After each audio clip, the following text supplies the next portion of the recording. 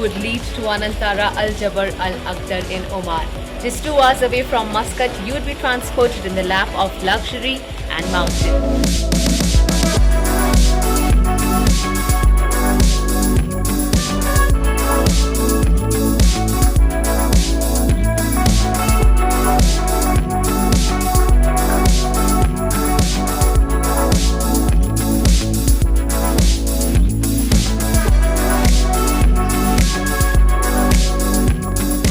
Well, this is one of the abandoned villages in the neighborhood of Jabal Akhtar, but it is an important site of archaeology significance in Oman.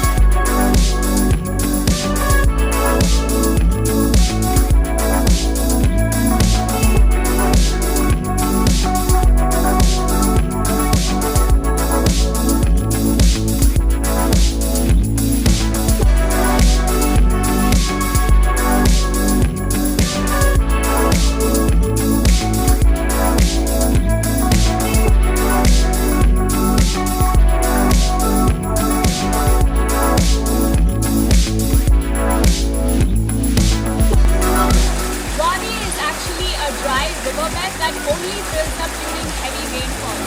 But Wadi Bani Khalid has constant water flow throughout the year.